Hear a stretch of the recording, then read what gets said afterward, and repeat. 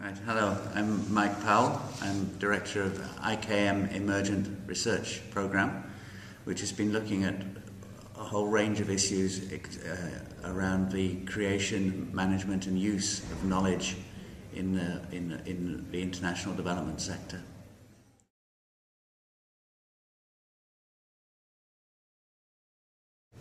I think, like many issues in development, it's a double-edged sword. On the one hand, there are huge inefficiencies in the way knowledge is or information is collected several times over through various mechanisms, stored, lost, not used, and making everything more open, and in particular if it can be done in ways with appropriate tagging and metadata information so it can be easily found by anyone who needs it worldwide, would be a great way of reducing this duplication and waste, and for enabling the reuse of stuff. So people quite legitimately are researching one topic but collect information which is relevant to another one, and the potential for reuse is there, and that has all sorts of economies, plus enables new pieces of work and different perspectives to be taken from the same sort of, or put onto the same sets of data and information. Looking at previous issues to try and make information more widely available, previous histories of efforts to make information more widely available, more democratic and more shared and everything like this, shows, I think, that some fundamental biases in which favour larger and better resourced organisations. They favour academic and intellectual agendas developed by more powerful institutions, and perhaps which have a basis in disciplinary issues to do with the particular sciences that are being required, rather than the needs of people living in poverty and facing environmental degradation and so on. So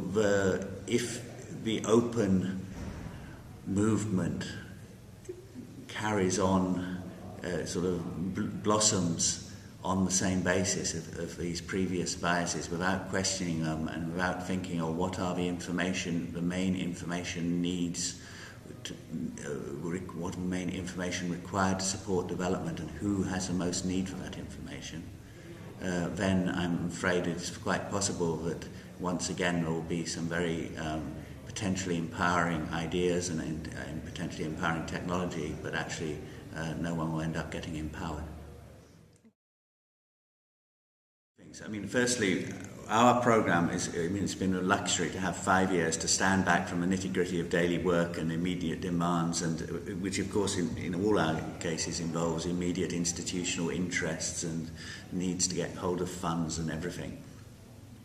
And we've had the luxury of standing back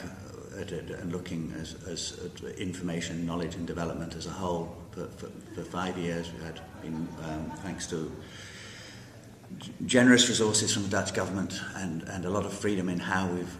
been able to organise our work to really explore different aspects of that question. And one of the things that we notice is we're incredibly few other initiatives able, with the mandate or the ability or the resources, to stand back and take a holistic look at what is going on. What are the aims behind development assistance? Is the organisational structure and behaviour consistent with those aims? But I think that there needs to be big players in the development sector, and perhaps some civil society critics. There needs to be some forum where how the whole system is working is looked at periodically, and people adjust their performance as a result.